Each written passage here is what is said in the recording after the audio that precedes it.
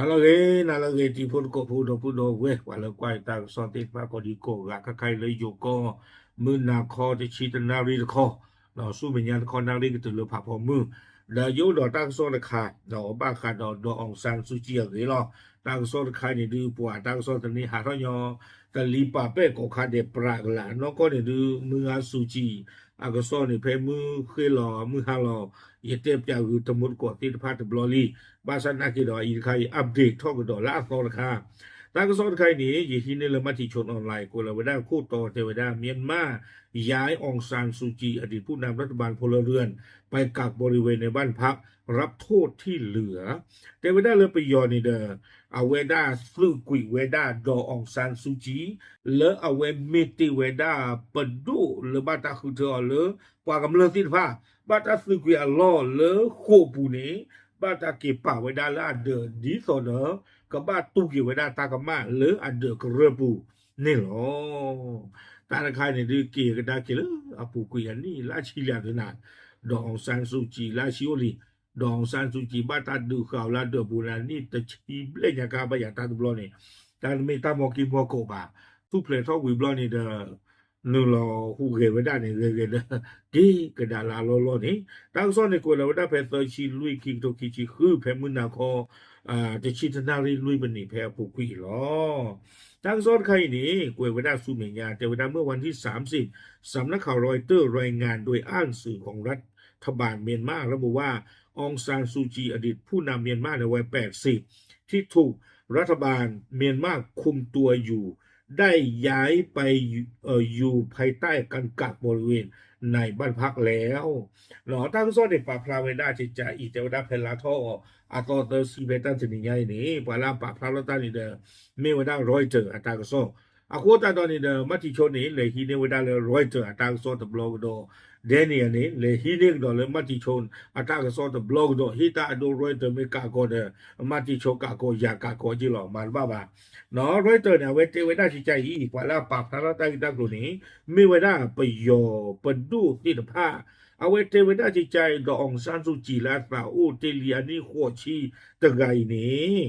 เนาะเลยบาตาพ่อเลยสื่อลาปูกุยเนี่ยเด้อใกล้ๆเนี่ยบาตาสื่อคุยอัลลอฮ์เลยขัวปูเกเวดาเลยอันเดอเนาะเลยตากระดูกข้างออนี่หรอเทวดาจิจานี่วิบลอนี่เด้อตั้งซ้อนนี่เอาไว้กุยเวดาสุมิญายังเลยก็ปาเจพูเนาะกุยดังเกตาลาปูกุยนี่หรอยังก็เลยก็ปาเจยังก็เลยได้ทะเปียคนเลยกุยเวดาสถานีโทรทัศน์ MRTV ของรัฐรายงานว่าโทษจำคุกที่เหลือของนางซูจีได้ถูกลดหย่อนให้ไปรับโทษที่บ้านพักที่กำหนดไว้หนอ MRTV ตั้งโซปาพลาโทเวดาเตเวดาหรือดองซานซูจีอาตากมาลอุติกิเวดาที่พาเนี่ยคอมยอดชิโคดนี่เนี่ยเอาไว้บ้าเกตูเวดาเลออันเดอเลออักเรปุนี่หรอโดยมีการเผยแพร่ภาพของนางซูจีขณะนั่งอยู่บนโซฟาไม้โดยมีเจ้าหน้าที่ในเครื่องแบบ2 คนอยู่ข้างๆถือเป็นภาพแรกของซูจีที่ปรากฏต่อสาธารณะในรอบหลายปีและทางโซปูนี้ปาพลาทอซิโกเวดาดอองซานซูจีอวอเพอเอาไว้ชิมเราเวดาเลโซฟาตีตะบีอพอคู่ดอเพนนี่เนี่ยอุดอปาปามุบาดากาเวดายูนิฟอร์มขี้กะเอาไว้ยี่แต่เวดาไม่เวดาตาหัวเลอตะบลูเนี่ยตอปูเลอปฏิบ้าดอองซานซูจีนี่หรอตั้งซ้อนในกวยกระโดเวแต่เวดาเยอะเท่าเกวดาตั้งเกลาปูกีจะเจ็บผู้เนาะยันเตจอละไปเนาะแต่เวลาเลยบาตาชิญอตชิเตนี่วิบลอนี่เด้อบาตาลอนนี่เกี่ยวติคิชินุยนี่บาตาลอกดอตบลอตนี่ยายนี่เด้ออุติเกเวดาจะชิโคนี่อาโคตาตอนนี้เด้อเวนี่เนาะไม่เวดาตากิตาโกลเล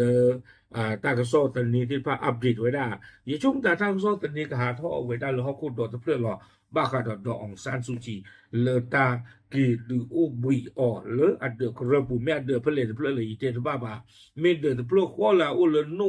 กับปาเพลเนี่ยเตนบ้าบาเดลยานโนกับปาเดเพลนี่ที่บ้านเลยเอาเวจอเนาะดอปยอสุปโดนี่ปาลชาอัตายเดฮีเพลก็เวลเพอูอยู่ข้างตาอูอยู่ข้างตาปะเพโดนเลยนะเนาะเพโดนเลย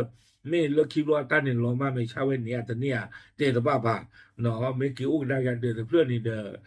ki u da phe ni phe a de phle de ba ta te ba da ba mo no yu na kha su ya de ta so ka ha tho ba da kwi no ba ka de do ong san su ji agree ကတော်နေလောโอเคအဝဲနေတဲ့တဲ့ကူနော် update ကိုတီဖို့ကိုပို့တိဖာထိထိပတ်ကြလော W